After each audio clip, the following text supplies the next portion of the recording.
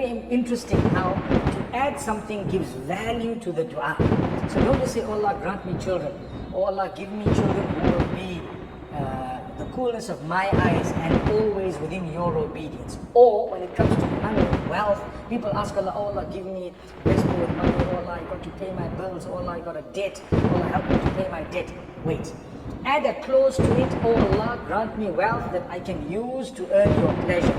And then when you get it, use it to earn the pleasure of Allah. Because sometimes people say, oh Allah, when you give me, I'm going to do this, I will build a masjid, I will do this for the poor, I'm going to give so much percentage, I'm going. Then when Allah gives you, it doesn't come because you say, no, I still need to do this, I need to do that. Don't be hypocritical.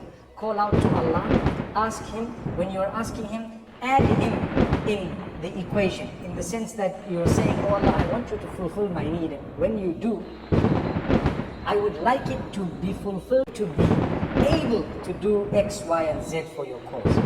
Now, I quickly want to distinguish between people who connect something that Allah will give them to something they will do if Allah gives them. That's not what we say. So you don't say, oh Allah, if you give me children, then I'm going to give you this. Oh Allah, if you give me this, then I'm going to give you that. That is not the way forward.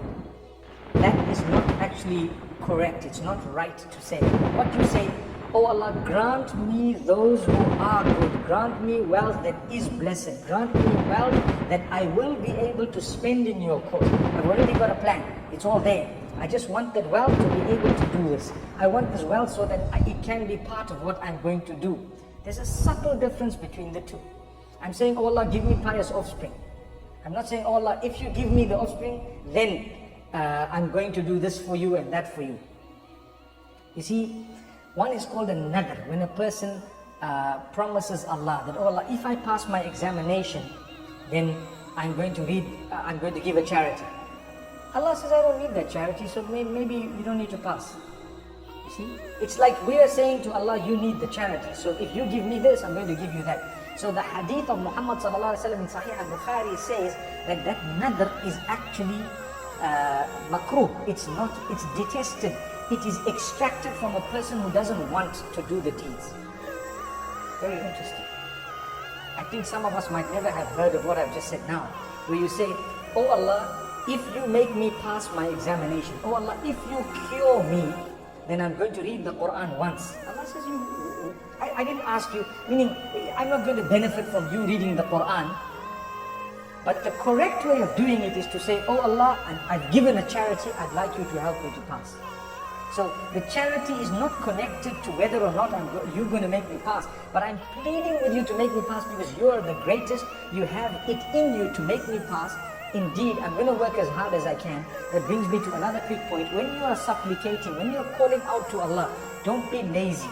And don't let that be your only port of call.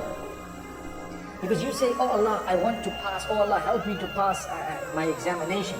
But you haven't worked, you haven't studied, you haven't tried. Allah says, well, I gave you all the tools of passing. I gave them to you, you didn't use them.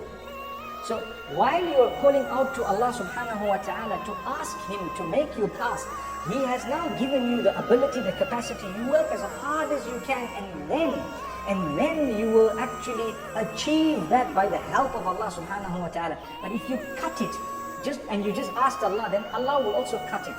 May Allah subhanahu wa ta'ala grant us guidance.